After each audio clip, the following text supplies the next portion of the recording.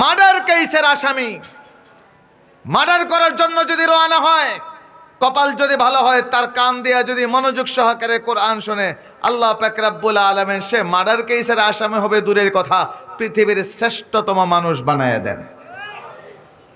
প্রমাণ আছে। হযরত ওমর রাদিয়াল্লাহু তাআলা আনহুর ইতিহাসটাকে সামনে নিয়ে আসেন। আমার কথা বুঝতেছেন আপনারা? কষ্ট হইতেছে? আমার মাথা কিন্তু এলোমেলো, বিভিন্ন যে মারা রেখেছে অসুস্থ, আপনার একটু মনোযোগ দিয়ে শুনতে হবে। হযরত ওমর রাদিয়াল্লাহু তাআলা আনহু কাফেরদের উস্কানিতে বের হয়েছেন নবীকে হত্যার জন্য। বলেন তো, পৃথিবীর সমস্ত অপরাধকে যদি একত্র করা হয়, কেউ যদি নবীকে গালি দেয়, নবীকে কষ্ট দেয়, নবীকে হত্যার নিয়ত করে, এই অপরাধের সমান হবে না। হযরত ওমর রাদিয়াল্লাহু তাআলা আনহু বীর পুরুষ, বড় শক্তিমান পুরুষ, একেবারে যৌবন টকবক, গায়ে বড় শক্তি আপসীন। হযরত ওমর ইবনুল খাত্তাব রাদিয়াল্লাহু তাআলা আনহু খোলা তরবারি, কুশমুক্ত তরবারি নিয়ে রওনা হয়েছেন আর বলছেন, আজকে মুহাম্মদের একদিন তো আমার একদিন।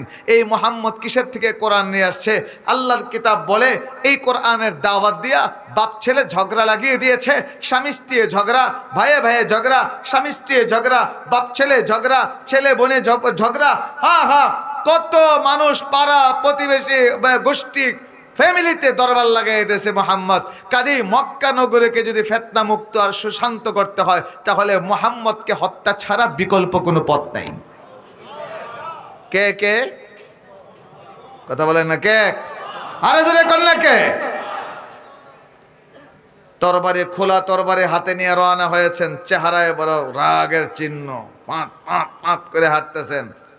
রাস্তায় একজন পাইছে, কে? ওমর ইবনুল খাত্তাব, হে খাত্তাবের ছেলে, যাচ্ছ কোথায়? তোমার চেহারায় রাগের চিহ্ন, হাতে খোলা তরবারি, তুমি কাকে হত্যার জন্য রওনা হয়েছ? হযরত ইবনুল খাত্তাব ওমর রাদিয়াল্লাহু তাআলা আনহু বলেন, আমি আজকে যাকে হত্যার জন্য রওনা হয়েছি সে অন্য কোনো ব্যক্তি নয়, সে হলো মুহাম্মদ ইবনে আব্দুল্লাহ। এই লক্ষ্যে তুমি মুহাম্মদকে হত্যা করতে চাও কোরআনের জন্য, কিন্তু মুহাম্মদের খবর পরে নিও। তুমি তোমার বইনের খবর নিছো, ফাতেমার কি হয়েছে? তুমি মুহাম্মদকে হত্যা করতে যাচ্ছ, অথচ তোমার আপন বোন ফাতেমা মুহাম্মদের শাগরিদ হইয়া সে তার স্বামীকে সঙ্গে নিয়ে যায়, দেখো ঘরের ভিতরে দরজা বন্ধ করে খাব্বাবের কাছে কোরআন পড়তেছে। হযরত উমরের রাগ বাড়ছে না কমছে? কথা কয় না? রাগ বাড়ছে না কমছে? হযরত উমর বলে, নাই আর যেটা আমরা মনে হয় এখন মাধবপুর যাবো। অর্থাৎ নবীকে হত্যা করার জন্য রওনা হয়েছিলেন, রাস্তা পরিবর্তন করে চলে গেছেন বোনের বাড়িতে। বন্ধ দরজা, টকটক করে আওয়াজ দিলেন ভিতর থেকে, কে? মানান্ত ইবনুল খাত্তাব, ওমর। যেই মাত্র হযরত উমর বাইরের থেকে বললেন, আমি ওমর, ভিতরে বোনের কলিজায় পানি নাই ফাতেমার। ফাতেমা ভয় পেয়ে গেছেন, নিজের জন্য না, ফাতেমা চিন্তা করছেন স্বামীর জন্য, ফাতেমা চিন্তা করছেন খাব্বাবের জন্য। আমার ভাই ওমর যদি এখন আমার স্বামীকে কোরআন পড়া অবস্থায় পায়, সাথে সাথে আমার স্বামীকে হত্যা করবে। আমি তো বোন। তাড়াতাড়ি হযরত খাব্বাব রাদিয়াল্লাহু তাআলা ওনাকে গোপন করলেন, স্বামীকেও আড়াল করলেন, দরজাটা খুলে দিলেন। হযরত উমরের চোখগুলো রাগে টকবক করছে। বলেন, কি পড়ছিস? হযরত ফাতেমা নবীর সাহাবী, একজন মানুষের ভিতরে যখন ঈমান ঢুকে যায় তখন দুনিয়ার কাউকে সে ভয় করে না।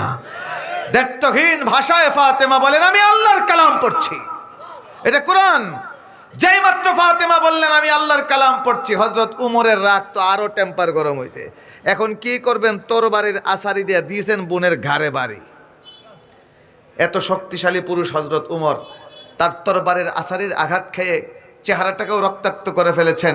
এখন হযরত ফাতেমার চোখ দিয়ে মুক্তার মতো পানি, টপ টপ করে পানি পড়ছে।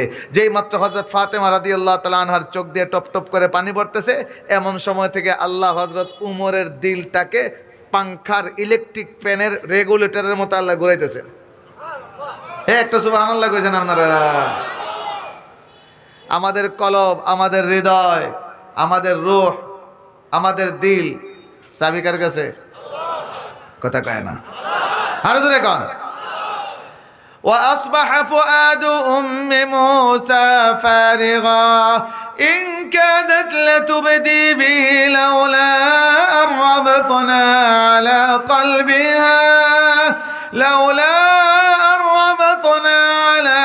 قلبها لتكون من المؤمنين। হযরত মুসা আলাইহিস সালাতু ওয়াস সালাম শিশু মুসাকে আল্লাহর হুকুমে হযরত মুসা আলাইহিস সালামের মা বাক্সর ভিতরে বইরা নদীতে ফেলাই দিয়েছেন। আল্লাহ এই হুকুমটা করছেন মুসাকে হত্যার জন্য না রক্ষার জন্য? এখন যে বাক্সতে বইরা ফেলাইছেন মুসার মা, মুসা আলাইহিস সালামের এই বাক্স গিয়া লাগছে ফেরাউনের বাড়ি। আমরা বাংলা একটা কথা কয় যে হানে বাঘের ডরি হানই রাইতে হয়, আমার কথা কয় না, যে হানের ডাহাইতে দড়ি হানে দেখবেন রাস্তা ভাঙ্গা, কথা কয় না, যে হানের ডাহাইতে দর দেখবেন সারা রাস্তায় কুয়াশা নাই, যেখানেই ঝুঁকিপূর্ণ এখানে ডাকাত থাকতে পারে, কেমনি গিয়ে দেখবেন কুয়াশা, কথা কয় না। এখন হযরত মুসার বাক্স যখন ফেরাউনের বাড়িতে লাগছে, মুসার মা কইন ইন্না লিল্লাহ, এখন কি হবে, এখন কি হবে, আমার সন্তানটাকে তো মেরে ফেলবে। তখন মুসার মার মনে চাচ্ছে চিৎকার করে বলবেন, মেরো না, মেরো না, মেরো না, এই বাচ্চাটাকে মেরো না, এটা আমার বাচ্চা, মেরো না তোমরা। কিন্তু যদি মুসার মা একবার বলেন যে এটা আমার বাচ্চা, বনি ইসরাইলের বংশের, ফেরাউনে রাখবে? তা আল্লাহ বলতেছেন আমি তখন মুসার মায়ের দিলটাকে কন্ট্রোল করে দিলাম। যদি আমি আল্লাহ মুসার মায়ের দিলটা কন্ট্রোল না করতাম, মুসার মা প্রকাশ করে দিতেন এটা আমার সন্তান, আর একবার যদি মুসার মা প্রকাশ করতেন তাহলে মুসার বেঁচে থাকতে পারতেন না। তাহলে কলবের কন্ট্রোল কার কাছে?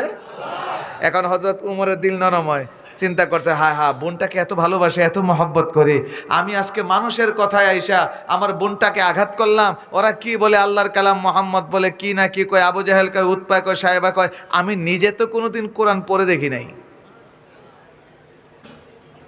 যারা শুধুমাত্র মানুষের কথায় সিদ্ধান্ত নেয় এরা সমাজে সফলতা অর্জন করতে পারে নাই।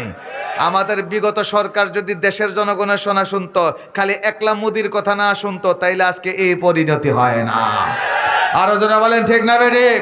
শাপলা চত্বরে ওলামায়ে কেরাম কি বলতে চায়, আহমদ শফী কি বলতে চায়, জুনায়েদ বাবুনগরী কি বলতে চায়, হক্কানি উলামায়ে কেরাম কি বলতে চায়, এই দেশের 18 কোটি মুসলমান কি বলতে চায়, বুঝার চেষ্টা করে নাই, বুঝার চেষ্টা করে নাই। এখন বাংলাদেশে আশ্রয় নাই, এখন আশ্রয় হয়েছে মুদির কুল। কথা বুঝে না। যে বেটা বউয়ের কথা বেশি শুনে, মার কথাও শুনে না, বাপের কথাও শুনে না, শেষ পর্যন্ত বউ রাতের জুতার বাড়ি খায়। একতরফা কথা শুনে সিদ্ধান্ত নেবেন না কখনো। হযরত উমর রাদিয়াল্লাহু তাআলা বলেন, খালি একতরফা শুনলাম, হ্যাঁ কোরআন খারাপ, কোরআন খারাপ, আমি মুহাম্মদকে হত্যার জন্য রওনা হলাম, আমি যে আমার বোনকে এত জোরে আঘাত করলাম, ভয়ে পাংশ হয়ে যাওয়ার কথা, আমার বোন ফাতেমার চোখ দিয়ে পানি পড়তেছে, কিন্তু চেহারায় আপোষের কোনো চিহ্ন নাই। তাহলে কি আছে কোরআনে? এখন হযরত উমর রাদিয়াল্লাহু তাআলা বলেন, এ তোরা কি পড়িস, দে তো আমার একটু। রাগেন না, যেই মাত্র হযরত উমর বলছেন দে তো আমি একটু দেখি, সাথে সাথে ফাতেমা গরম হয়ে গেছেন, সাবধান, সামনে হাত বাড়াইবা না। কেন, আমি ধরলে কি অসুবিধা? হ্যাঁ অসুবিধা আছে। কি অসুবিধা? তুমি মুশরিক, নাপাক, নাপাক শরীর নিয়ে কোরআন ধরা যায় না। আমাদের বাংলাদেশে ভাইরাল নামক কিছু ভাইরাস বেরিয়েছে, এখন কথা কইতো না, যত ভাইরাল আছে অধিকাংশই কি, কথা কন না তো, ভাইরাস। চিনেননি আপনারা? না, আপনারা তো ভাইরাল হলে আর মুরব্বি টুরব্বি লাগে না, পুস্টারও সবার উপরে নাম, যত বাটপার সিটার আছে, ধান্দাবাজ, এটার নাম দেন উপরে, আর বড় বড় আলেমরা নাম দেন নিচে ভালো। এখন যতগুলো ভাইরাল বক্তা আছে তার 75% হলো সবটি ধান্দাবাজ আর ভাইরাস। এইরকম এক ভাইরাস বক্তা ওয়াজ করে বাংলাদেশে, আমাদের এদিকে পারি না, ওই উত্তরাঞ্চলে। আল্লাহর নবী শুধুমাত্র নামাজের জন্য ওযু করিছেন, কোরআন ধরার জন্য ওযু করতে হবি কে বলিছে? কুষ্টিয়ার ভাষায় কয়। আপনারা যে আওয়াজে নাউজুবিল্লাহ কইছেন, বোঝা গেল ভাইরাস আপনারা ধরছে। বলেন কোরআন ওযু ছাড়া ধরা যায়? আরে জোরে কোন, ওযু ছাড়া কোরআন পড়া যায়, ওযু ছাড়া কোরআন ধরা যায় না। বলেন অজু ছাড়া কোরআন পড়া যায়? ধরা ধরা ধরা ধরা কইছে কেডা? কই কইছে আল্লাহ? আন্দাজে কইলি বলে আপনারা সূরা ওয়াকিয়া বলেন কোথায়? লা ইয়ামাসসুহু ইল্লাল মুতাহহারুন। রব্বুল আলামিন বলেন আমার কালামকে ওযু ছাড়া স্পর্শ করা যায় না, পবিত্র হওয়া ছাড়া কোরআন ধরা যায় না। রব্বুল আলামিন বলেন একমাত্র পবিত্ররা ছাড়া অন্য কেউ কোরআন ধরতে পারে না। আমার কথা না আল্লাহর কথা। এখন এই আয়াত যখন হক্কানি উলামায়ে কেরাম সামনে নিয়ে আসেন, ওরা আবার পাল্টা কিছু আপত্তি নিয়ে আসে সামনে। কইটা তো ফেরেশতাদের কথা বলা হয়েছে, এটা তো লৌহে মাহফুজের কথা বলা হয়েছে। এগুলোর উত্তর আছে, ইলমি জবাব আপনাদেরকে বুঝালে এখন আমার অনেক সময় চলে যাবে। আপনারা সাধারণ জনতা শ্রোতা, আপনাদেরকে সাধারণ জ্ঞান দিয়ে যুক্তি দিয়ে বুঝাই। আপনারা সত্য করে একটা উত্তর দিবেন। বলেন তো পবিত্র কোরআন আর নবীর সুন্নাত আমরা বেশি বুঝি না সাহাবীরা বেশি বুঝে? আমার কথা কয় না? সন্দেহ আছে? যারা মনে করে সন্দেহ আছে ভিতরে, বলে না সাহাবীর চেয়ে আমরা মাঝে মধ্যে একটু বেশি বুঝি, নিঃসন্দেহে মুনাফিক মার্কা মুসলমান খাঁটি ইমানদার হতে পারে না। যারা সাহাবায়ে কেরামের আদর্শকে স্বীকার করে না, সাহাবায়ে কেরামকে সত্যের মাপকাঠি মানতে যারা রাজি হয় না, খোদার কসম করে বলছি সারা বাংলাদেশের 18 কোটি জনগণ যদি বলে আমরা সাহাবায়ে কেরামকে